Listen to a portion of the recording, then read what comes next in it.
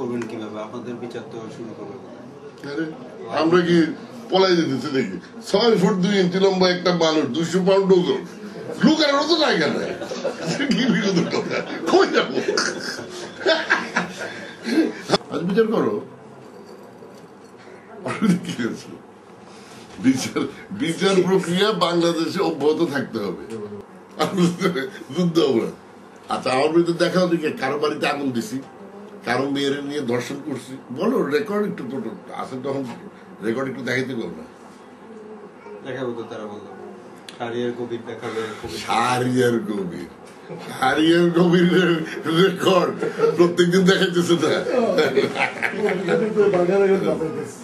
প্রত্যেকদিন দেখাইতেছে না প্রতিক্রিয়া দেখবে যারা আমাকে নিয়ে নাচছে গত 30 বছর তাদের প্রতিক্রিয়া দেখবে আরো বিচার করো।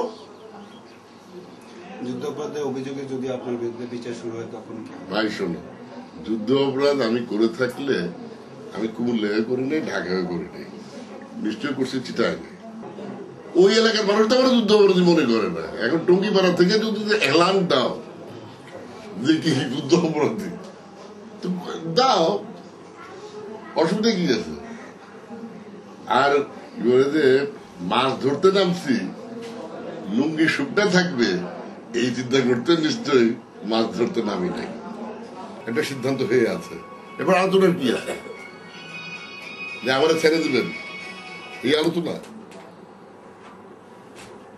এটা তো ওই দরখাস্ত তো হবে না,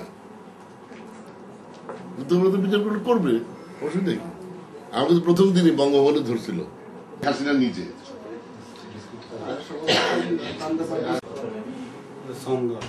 আরে সোনা বাক্সের মতো গলা পর্যন্ত এখানে ইয়ে করে রাখে না, থাকে হিট দেয় সিমবাদ যেটা বলে। হ্যাঁ, ওইটা মুক্তিযুদ্ধ জাদুঘরে দেখবা, ওটা লেখা আছে এটা বলে পাকিস্তান আর্মির বলে গিয়ে টর্চার চেম্বার। তখন তো বাঙালি এই জিনিস দেখে নাই, সারা বাংলাদেশের মধ্যে একটাই আসছিল এই যে বাড়িতে, ওটা লুটেছে, ওটা ধরে নিয়ে আইনা রাখছে মিউজিয়ামে, এটা বলে পাকিস্তান আর্মির টর্চার চেম্বার। আর কি ডকুমেন্ট আছে?